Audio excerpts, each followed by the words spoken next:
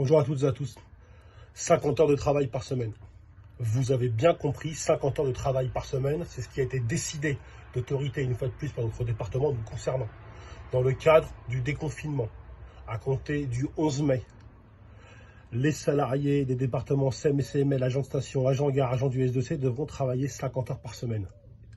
Pour une période transitoire, ça c'est ce qui nous a été dit pour nous rassurer, de 2 à 3 semaines. On ne va pas gueuler pour 3 semaines à 50 heures par semaine. Même nos arrière-grands-parents n'ont pas connu ça, nous si, mais on ne va pas gueuler. C'est que pour une période transitoire. Pendant cette période transitoire, avant d'arriver à nos 3 services traditionnels que l'on connaissait, ils vont maintenir leurs 2 putains de services de 8h15 qui nous avaient été imposés par la force. Des services qui ont semé le trouble dans l'existence des salariés, qui les ont surexposés, surfatigués, mais en faisant sauter le fameux code 016 qui était la carotte qui avait permis de vendre le dispositif au préalable.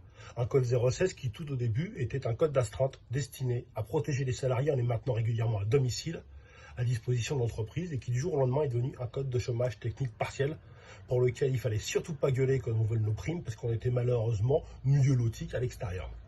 Ce code 016 va disparaître, donc dans le cadre du déconfinement, tous les collègues travailleront 6 jours de suite, 8h15, 50 heures par semaine, en reprenant évidemment toutes les missions qui nous sont dévolues, les missions commerciales et aussi les missions de maîtrise du territoire, mais pas la MDT d'aujourd'hui, la MDT des années 90.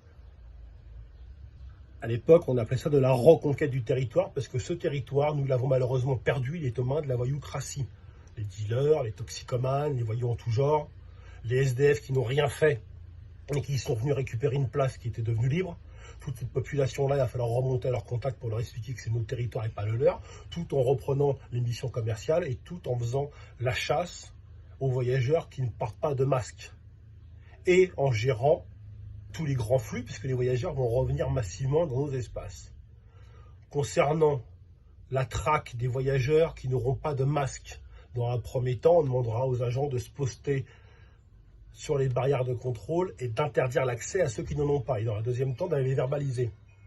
Nous sommes farouchement contre la force ouvrière d'avoir à s'occuper de cette mission-là, qui est une mission régalienne et qui devrait être dévolue aux forces de l'ordre, en aucun cas à l'RATP, dont on va encore exposer les agents à des problèmes d'insécurité dans un contexte particulier. Nous allons repartir au contact en mode collet serré avec la population et on n'aura toujours pas de gants. Par contre, on va nous fournir ces fameuses visières, qui sont certainement plutôt bien en soi. On se demande pourquoi on va enfin fournir des visières aux agents RATP alors qu'on n'a toujours pas de gants, et que ces visières-là ont déjà été données depuis au moins 3 semaines aux collègues de chez Carrefour et de chez Auchan. Ça va exactement avec ce qui se passe depuis le départ, où on sera habillé en dernier lieu, où les citoyens qui sont censés être plus sont des citoyens moins, qui obtiendront des EPI une fois que le reste de la terre entière les auront.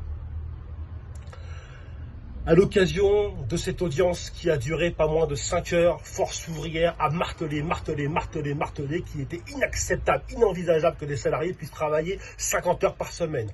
Alors, à l'issue de cette audience, ce qui en est ressorti de la part de la direction, c'est une proposition qui permettrait aux salariés, à chaque fois qu'ils effectuent un service de 8h15, d'être bonifiés en plus du reste d'1 heure de temps compensatoire.